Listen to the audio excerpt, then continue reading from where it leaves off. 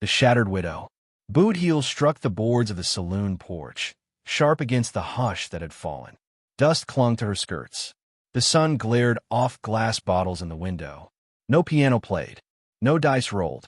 All sounds stilled when she crossed the threshold, the child heavy in her arms, his soft whimper slicing through the smoky air. Men lifted their heads from whiskey glasses, cards paused in mid-hand. She did not look at them. She kept her eyes forward, toward the bar, though her hands trembled against the swaddled bundle. "Water," she rasped. The barkeep, a man with shoulders like barrels and a gut like a keg, set down a cloth he'd been dragging across the counter. His eyes softened, but only for a heartbeat. "On the house," he muttered, filling a tin cup. She lifted it, trying not to spill as the baby stirred. His small mouth pressed against her collarbone, seeking. She shifted him, whispering low, words only for him. "Shh now. Mama's here." A laugh broke the silence, sharp, mocking. From a far table by the window, where shadows clung though daylight burned outside. 3 men sat there, spurs glinting. The leader tilted his chair back, hat tipped low, a toothpick rolling between his teeth. "Well, look who's crawled out of her hole." His voice carried easy, oily. The widow herself. "Thought grief had swallowed you whole." Her jaw set. She did not answer. The baby whined.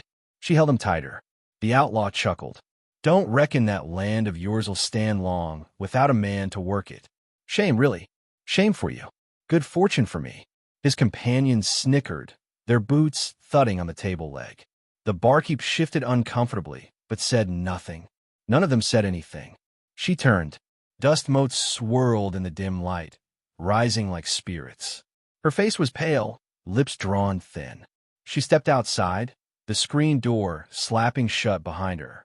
The street was empty but for one figure, leaning against the post outside the livery. Hat pulled low, shirt faded from sun and years, boots scuffed near through. He watched her without moving, without speaking. She stopped before him.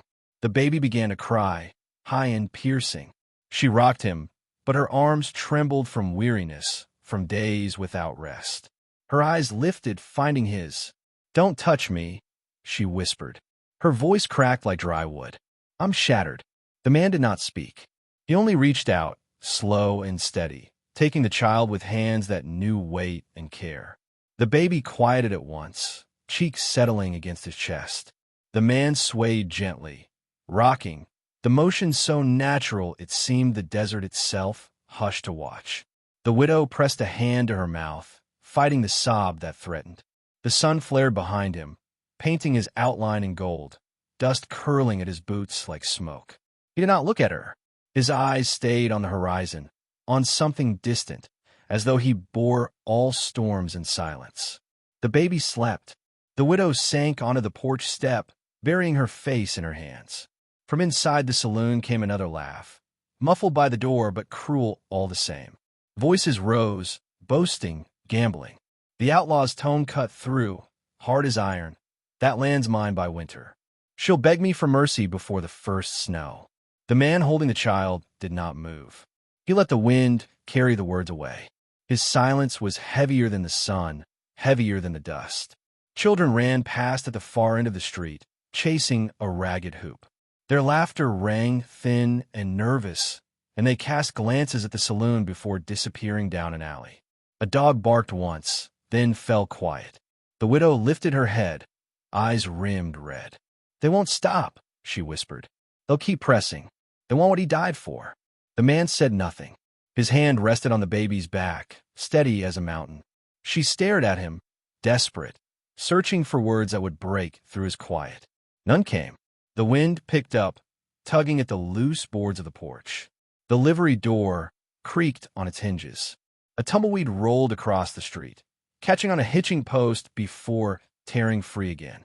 The silence held, and the story that would one day be told around campfires, in hushed tones and reverent voices, had already begun. Here, with a widow whispering her brokenness, and a man who answered not with words, but with the gentle rocking of her child in arms that had once carried far heavier burdens. Whispers in the dust. The baby coughed in the night air, smoke drifting from the barn's charred skeleton. Flames had eaten it down to ribs of blackwood, still hissing. She pressed a damp cloth over the child's face, rocking him against her shoulder.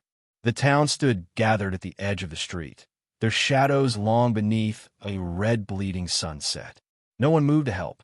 No one spoke. Boots scraped over gravel. The outlaw leader strode forward, hat pulled low, silver on his belt glinting with every step. His men followed, lazy grins carved into their faces. "Widow," he called, voice carrying easy. "Barn's a fine start, but I got bigger plans for your dirt. You'll hand it over, sooner or later." She lifted her head. Smoke streaked her face, hair stuck to her cheeks. Her voice shook, but she made it steady. "You won't have it." The outlaw laughed. "Won't have it? Your man's dead. Your walls are ash. What stands between me and what I want?" A stir at the edge of the crowd. The man from the livery stepped into the open, dust clinging to his boots. He did not hurry. He did not speak. The outlaw's smile faltered. Just a flicker. The man stopped a few paces from her. He stood quiet, hat brim shadowing his eyes, arms at his sides, as if the night itself leaned on him. The widow's grip tightened on her child. She breathed low, almost to herself. "Don't touch me. I'm shattered."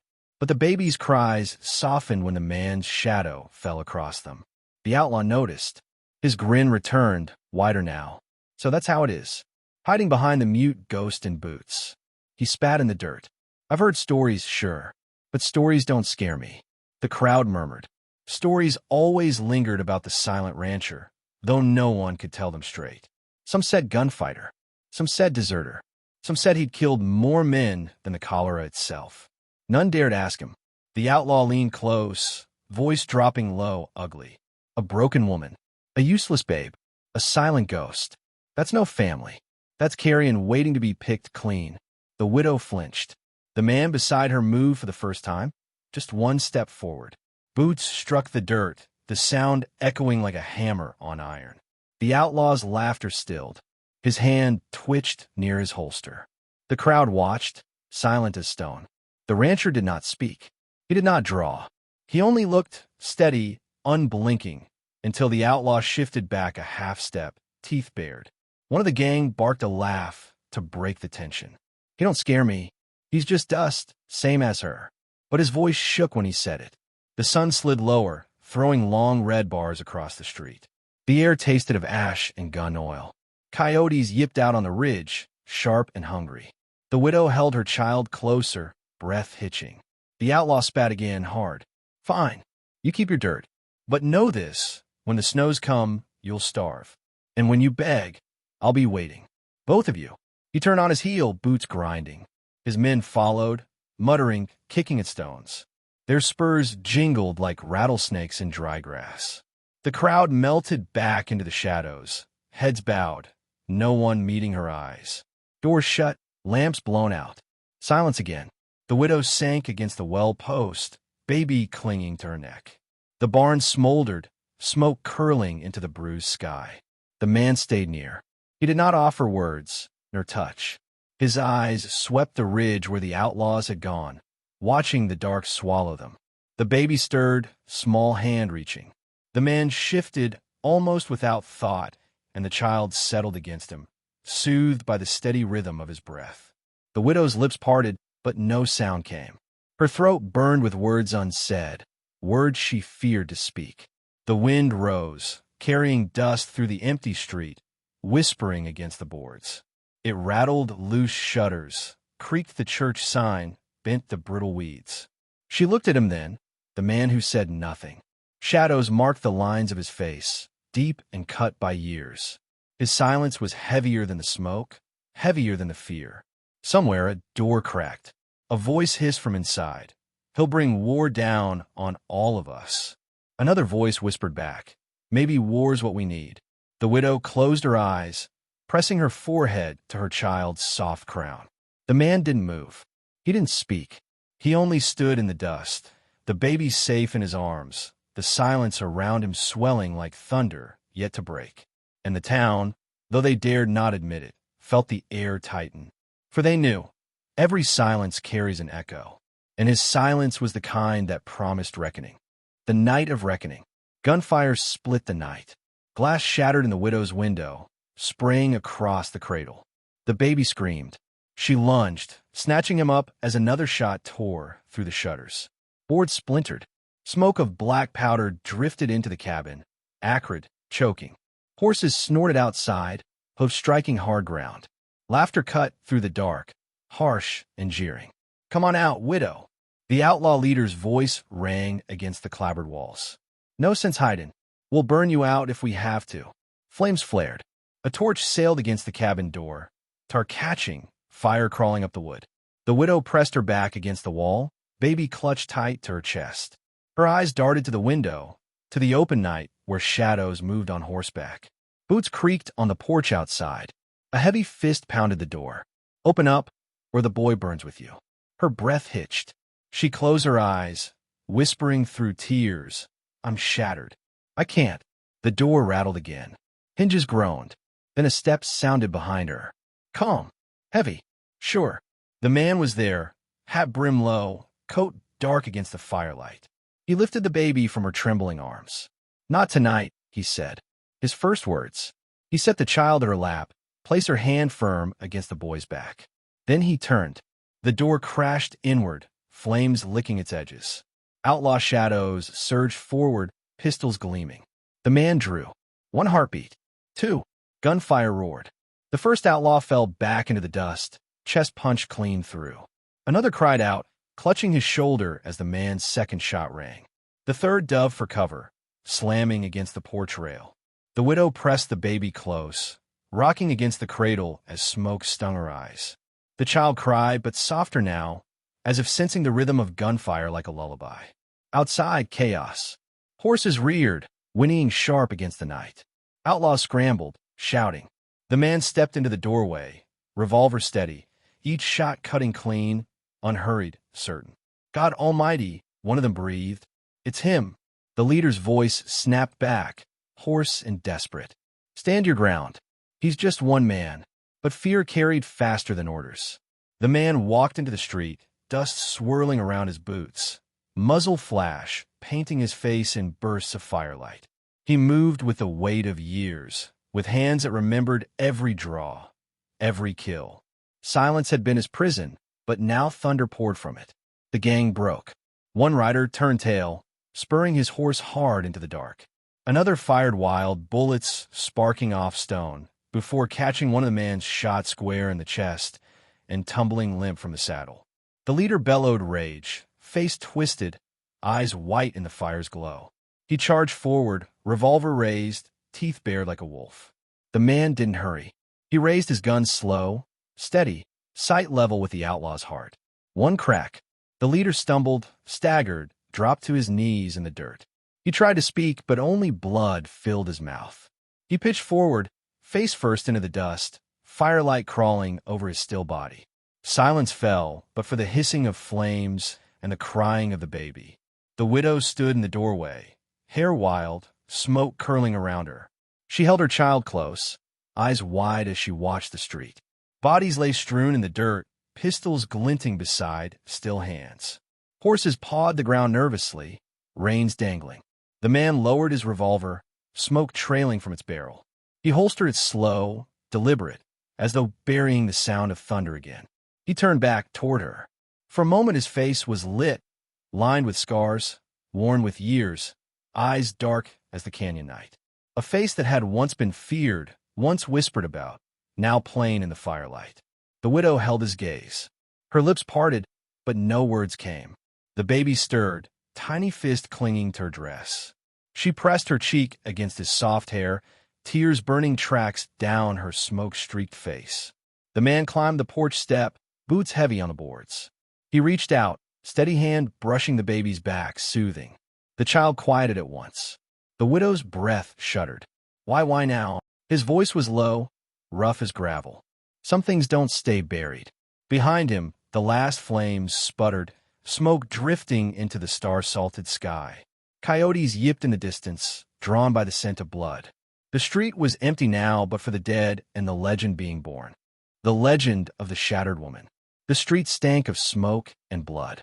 Bodies lay twisted in the dust, guns slack in dead hands. Horses stamped nervously, reins dragging, breath steaming in the cool night air. The widow stood in the doorway, child pressed against her shoulder. Her knees shook, but she did not fall. She stared at the man in the street, revolver smoke still curling faint from his holster. The silence pressed in heavy, broken only by the whimper of the baby. He looked back at her. One long moment, dark eyes steady, unreadable. Then he turned, boots grinding against the dirt, and started walking. Past the fallen, past the burned, past the fear that still clung to the town like ash. Wait! Her voice cracked. She stepped down onto the porch, bare feet finding coal boards. The baby stirred, clinging to her dress. Don't leave us, not yet. He stopped. The lantern light from her doorway caught the scars at his temple, the years cut into his jaw. He did not turn fully, but the weight of him filled the space between them. She swallowed hard. I was shattered. Thought I'd break into dust. But tonight, she tightened her hold on the boy, her voice steadier. Tonight, I'm still standing. The wind carried her words, thin but unbroken, down the empty street. He stepped back to her. Slow, deliberate. He lifted a hand, rough, scarred, unshaking, and brushed the baby's back. The boy quieted, his small head resting easy against her shoulder. Her breath caught. Tears ran, but she did not hide them. She held his gaze. For the first time, she did not look away. The church bell tolled once, low and hollow. Windows cracked open. Faces peered into the night. Townsfolk saw the widow standing tall, the silent man beside her, the outlaws broken at their feet. Whispers rose, carried on the wind. He stood for her. She stood for herself. They stood for all of us. The man's silence weighed more than words ever could. The widow's breath steadied, stronger with every beat of the bell. The baby stirred again. She shifted him, but her arms did not tremble anymore. The man reached, took the boy gently, and rocked him as he had before, slow, steady, certain. The child sighed and slipped in his sleep, small fingers curled against the man's shirt. The widow's lips parted. A sob broke free, but not of despair, of something rising, fierce, unbroken. The crowd watched. Some bowed their heads. Some crossed themselves. All felt the air shift, heavy with the weight of a tale being born. The flames hissed down to embers. Stars wheeled overhead, cold and sharp. Dust curled across the street, carrying whispers into the dark. And so it was told. How a widow whispered she was shattered, and a silent man answered with thunder. How the baby slept through the end of fear. How the town found its voice in the hush of that night. 4 generations, the story would ride on the wind. Mothers would tell it to children by firelight. Old men would speak of it in low tones over whiskey. Preachers would weave it into sermons when the land grew hard. They would say, she was shattered, yet she stood. He was silent, yet he spoke. And together, they broke the chains that held the town. And those who walked that dust-stricken street years later swore they still heard it. The soft creak of a rocking step, the hush of a baby's sigh, and the silence of a man who had carried war in his hands but chose to set it down. The widow lifted her eyes to the stars. The man placed the sleeping child back in her arms. Their shoulders brushed, just once, just enough. No more words were spoken. None were needed. The legend had already taken root.